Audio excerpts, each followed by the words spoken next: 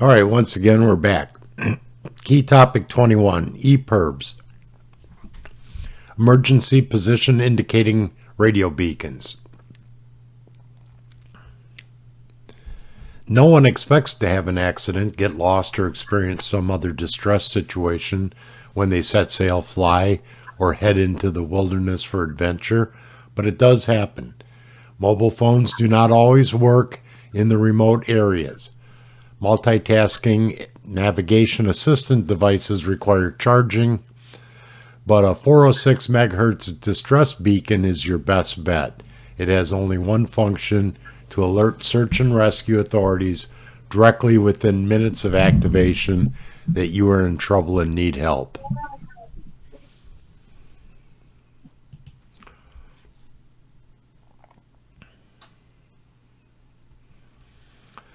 There's three types, and we did take a look at the ELT a little bit at the beginning with the King video for aircraft. The EPIRB, they're all very similar. They transmit on the same frequency, 406. So we do know that VHF goes from 30 to 300, so UHF goes from 300 to 3000 in the megahertz range. So we are in the UHF range. That's the radio waves that can actually reach the satellites. And there's also the PLB. So if you're mountain biking, you're off doing the Great Divide or the Smoky Mountain Trail, you may want to bring a PLB with you if you're rock climbing or just exploring in the wilderness. If something does happen, you're going to want to have something other than your cell phone with you. They are digitally coded. They transmit distress signals immediately upon activation. 406 is the proprietary radio wavelength that these beacons transmit on, and it is used exclusively for this purpose. The one that we've got a few questions on for element 1, and I believe there's also a section for element 3. I'd have to double check that. And you already saw that there is a section for the A and P on ELTs, not on EPIRBs. But EPIRBs does have a section in element 1, and it's very similar type operations and questions, battery life mostly. But EPIRBs are designed for maritime applications. There's two categories. Category 1 is ones that activate automatically, usually once they hit water. Okay, this one says the automatic activation is triggered when the EPIRB is released from its bracket. So I believe if the ship went down, this floats off the bracket and that would automatically trigger the signal. Mounted on the outside of your vessel's cabin where it will be able to float free of the sinking vessel. Category 2 require manual activation, and that's more the type that you would probably have in your on your life preserver. If you own one of those, it should be stored in the most accessible location on board where it can be quickly accessed in an emergency. Yes, no sense having it down in the boiler room or something like that. Both types include a built-in strobe light and are designed to float. And they do transmit for at least 48 hours once activated, which is going to be the same as the ELTs.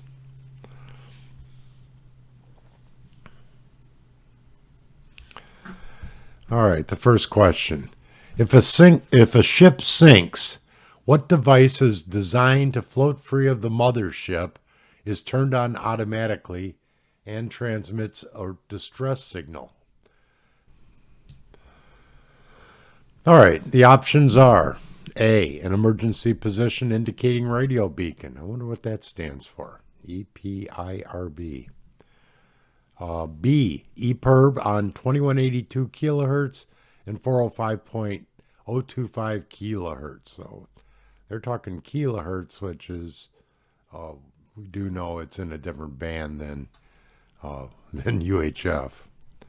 C, bridge-to-bridge transmitter on 2182 kilohertz, which is the medium frequency, and that is not what an EPIRB is set up to do. Well, basically, they're not even telling you about the EPIRB. They're just saying what device floats free of the mothership, so you should automatically know that. Or D, auto alarm keyer on any frequency. Well, we do know that it's a 406 frequency, not just any frequency, and that's 406 megahertz. So the only one that actually fits is the EPIRB, the emergency position indicating radio beacon A. B does start to sound right, but when you look at the kilohertz, we see one is medium frequency, and I think this one might actually be low frequency, 405 kilohertz. I'd have to do the math right offhand. An EPIRB is meant to be tracked by orbiting satellites, part of the COSPAS SARSAT system. Direction finding techniques help home in on the signal.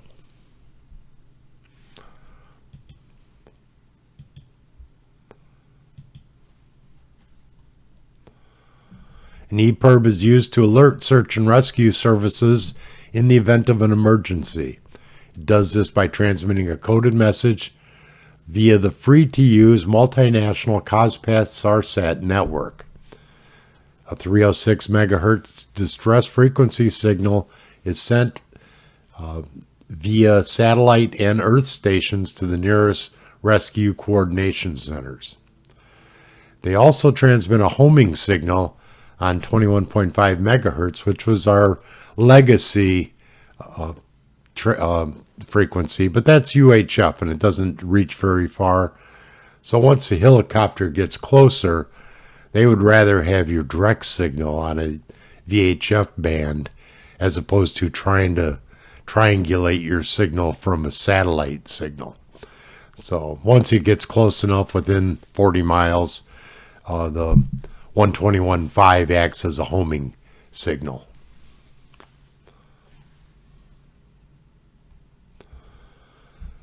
What is an EPIRB?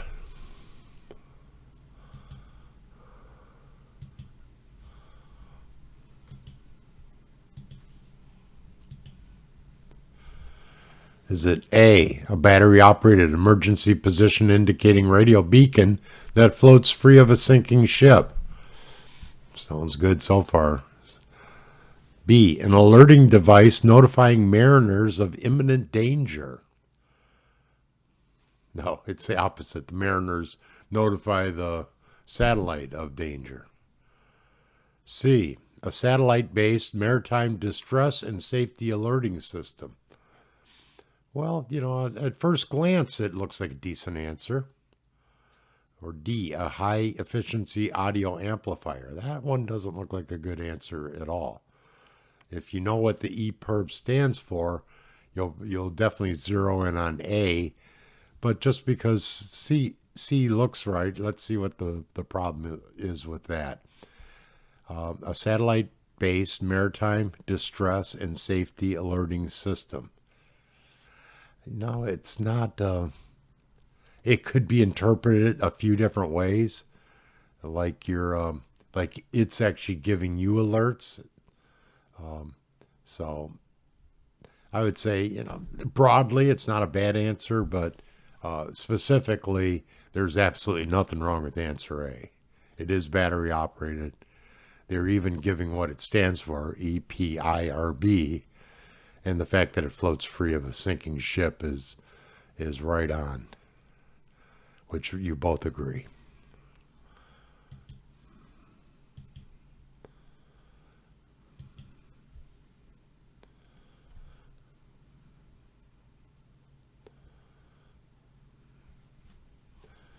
All right, there's a few requirements. Basically, this 1053 has been changed so many times, and now it doesn't really even say what it's being asked about. But the question is still valid. There is one a little further down that relies on this regulation, which is actually no longer in effect. The new one basically just says some of these old categories, A, B, C, and D, are no longer to be certified. And that's it. It says nothing else about it must be able to float free. It must ballast itself. The antenna must deploy automatically. It must contain a visual indicator. Now, most of that they still do, but it's just not required by the regulation any longer. And it must be waterproof.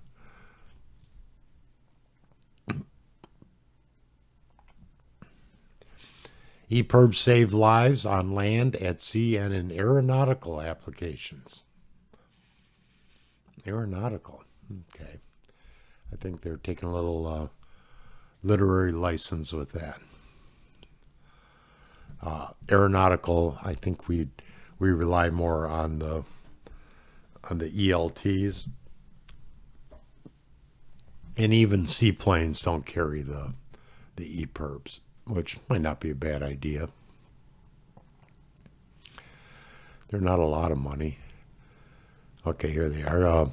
EPIRBs cost from $200 to about $1,500. They're designed to save your life if you get into trouble. There's 6 types. Category 1 and 2 are the current models, and they do list some of the older ones, the obsolete ones, the 4 classes A, B, C, and S. They are operated on frequencies that are no longer monitored for those type of calls. If you come across them, let the owner know that they're obsolete. They should be replaced immediately. And recommend one that has GPS capability built in. The little more expensive ones, and not much more expensive. If you're paying $400 for one, it might be $550 for one with GPS capability. So that way they can zero in on your GPS signal, because it sends out, in effect, another signal to the GPS satellites, which pinpoints your location. So theoretically, you don't even need the homing device in 121.5.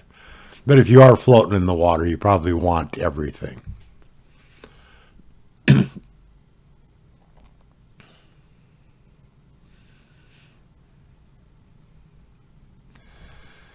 Today's EPIRBs have built-in self-test features. We usually refer to those as BITE, built-in test equipment, BITE. And the battery expiration date is printed on the battery compartment cover. Okay, I don't see where it's printed on the cover. It does show where the test button is.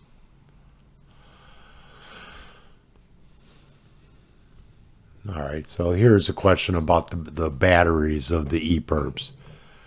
When are they changed? And again, this regulation has been superseded, I think, in like 2016, and there's no regulation that tells you when the EPIRB battery should be changed. So this one, I think you just either have to know. Maybe they're going to eventually take this question off, because it doesn't really fit. But let me I'll share the results of the last poll. Relaunch. So this one, just logically, when would you want to change those EPIRB batteries? A, after emergency use, or after the battery life has expired. B, after emergency use or within the month and year replacement date printed on the EPIRB. C, after emergency use every 12 months when not used. Or D, whenever voltage drops to less than 20% of full charge. Now, the 12 months isn't right. Actually, the EPIRB batteries last about 5 years. If they do have something printed on it, like this battery expires January of 2023, you should, within that month, replace the battery, irregardless of what the condition of the battery is. The reason I don't like A, and I see that it is a popular response, because the battery has already expired. I mean, that's waiting until the very last minute. You're soaking every last bit of energy. Let's say it's only got 5% left. Are you going to want to sail to Europe with only a 5% battery life in your EPIRB? Probably not. You're probably going to want to make sure it's probably, a good 50% filled, like an ELT would be. 20% of full charge. That's not a bad answer either, but because of the replacement date that's printed on the EPIRB, I'm going to lean towards B myself, which is what kind of the old answer is. I wouldn't be too worried about this if eventually they're going to get enough cards and letters saying this regulation isn't 1053E is no longer, has not been in effect for, I think it's been about 8 years now. So this isn't a very fair question. The first one isn't bad because there's no, coin flip on it. The first one that we saw earlier, what just said, what is an EPIRB? So I'm going to end it. Nobody got it right, so I'm not going to share. I'll let you linger on this a little bit so that you can kind of register a little bit of what the correct answer is, should this question still appear. So go for the replacement date that's printed on it. Very similar to the ELTs. You're going to see the replacement date printed or stamped right on the battery cover, and that's going to be what you use for ELTs. So keep that same answer for your EPIRBs.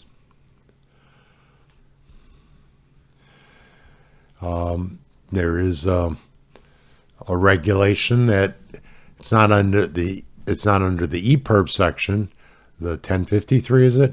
1053. But in 335, if a distress alert is inadvertently transmitted, the following steps shall be taken to cancel the distress alert. And one is if you're you in air sent out a verbal distress signal on 121.5, or B, in air you put out a DSC, digital selective calling call on channel 70. C, I think, is a distress to the Inmarsat satellite. E is the EPIRB. And since we're in the EPIRB section, the question's probably going to relate with how do you cancel a false alert from your EPIRB. If for any reason an EPIRB is activated inadvertently, immediately contact the nearest U.S. Coast Guard unit or the appropriate rescue coordination center by telephone, radio, or ship earth station and cancel the distress alert. And that is the question. How do you cancel a false EPIRB distress alert?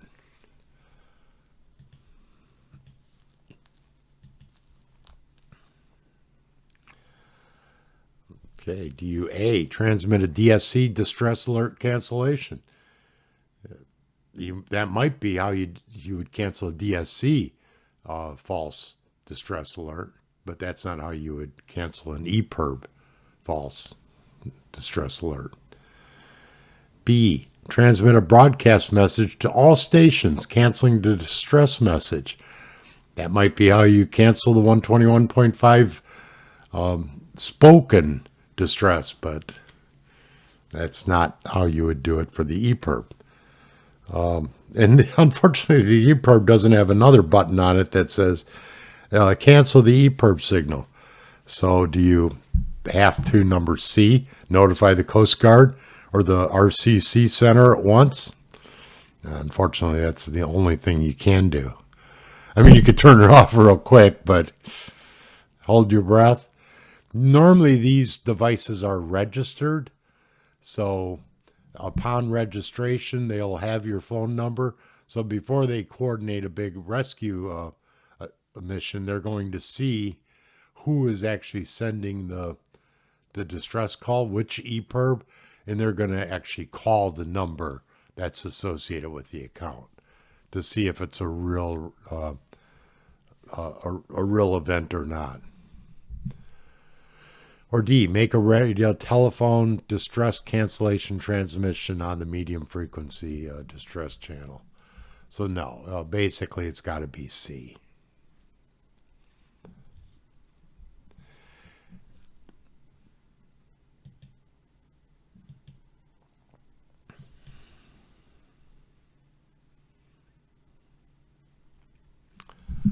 We did talk about COSPAS SARSAT.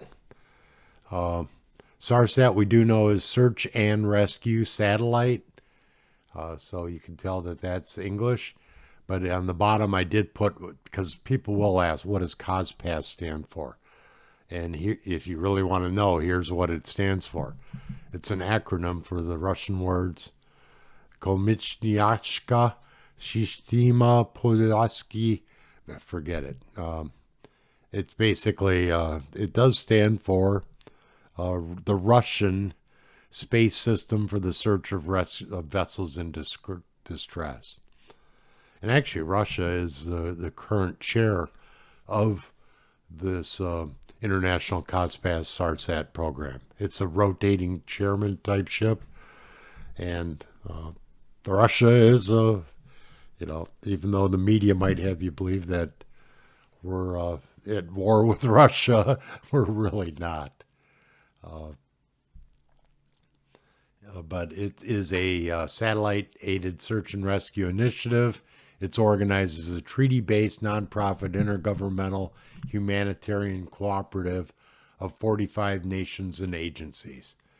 It's dedicated to detecting and locating emergency locator radio beacons activated by persons, aircrafts, or vessels in distress. And they forward that alert information to authorities that can take the action for rescue. So the agency doesn't actually do the search and rescue. They're just coordinating the messages.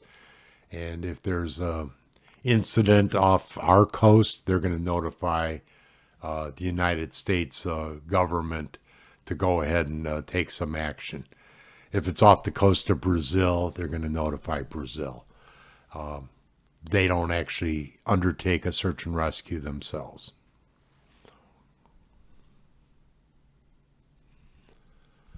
And the question is, what is it?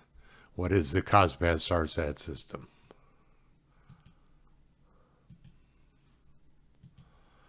Is it A, a global satellite communications systems for users in the maritime, land, and aeronautical mobile services? So far, so good. B, an international satellite-based search and rescue system. Also, so far, so good. Too bad there's not an all of the above. C, a broadband military satellite communications network. And no, this is for all, civilian, I guess. So. Or D, a wide-angle geostationary satellite program, which they're calling WAGS. Now, there is a ILS, the Instrument Landing Service system. There is a wide area augmentation system. It's WAAS, and that basically supplements your glide slope and your localizer, so that once you get even closer to the ground, say at Fort Lauderdale Airport, it's going to have some localized information that is transmitted to, in effect, indirectly, but eventually to the plane, that gives more precise elevation and mostly elevation information. So this wide area throws some people off. And those are detectors on the ground. It does transmit to a satellite, but it doesn't necessarily mean it's a geostationary satellite. So there's, for several reasons, D is not right, and C would not be right. So I'm down to A or B.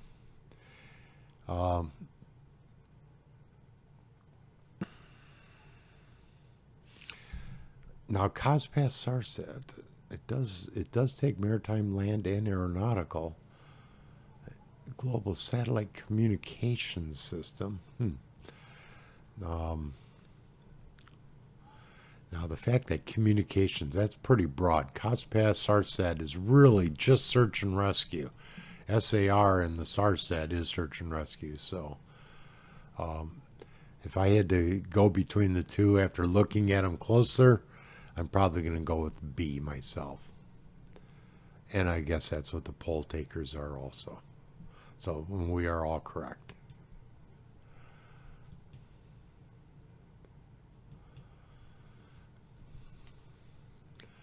It's a joint effort of U.S., Russia, Canada, France, and other nations.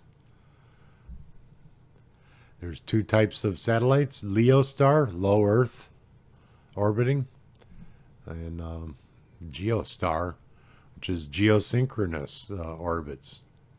All right, so I guess geosynchronous is part of COSPAS, but not enough to make us answer D.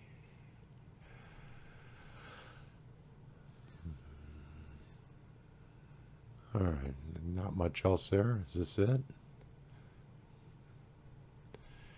COSPAS SARSAT only monitors for alerts from digital distress beacons, and this is one of the satellites.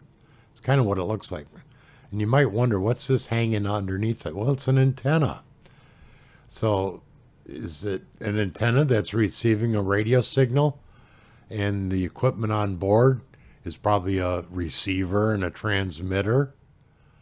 And we have what appears to be solar panels, which provide the power source for the satellite.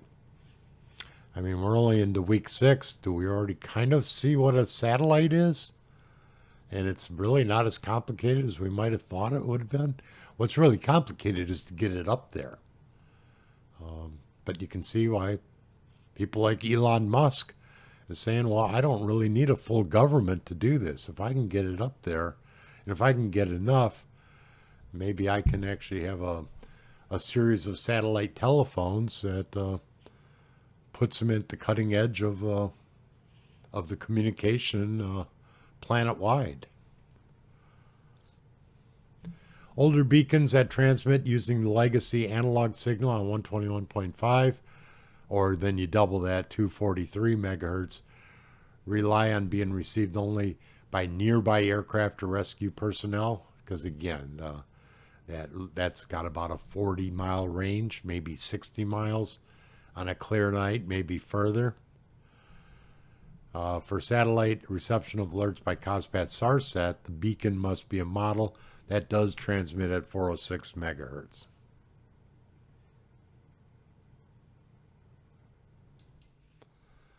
What is an advantage of a 406 megahertz satellite EPIRB? There isn't all the above, so already I'm probably leaning towards it, but let's see. A, it is compatible with the COSPAS SARSAT satellites and Global Maritime Distress Safety System regulations. Yeah, yes. 406 is pretty much very compatible with COSPAS SARSAT and the GMDSS system.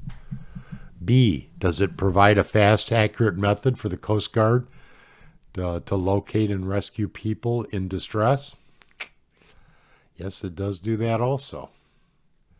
C, does it include a digitally encoded message containing the ship's identity and nationality? Well, yes, because they're registered, and if they're able to give you a phone number, they're going to know, what ship the EPIRB is attached to. So, and the simple fact that A and B were very strong on that, we're just going to give the benefit of the doubt on 3 to say that it is all the above. It is all the above.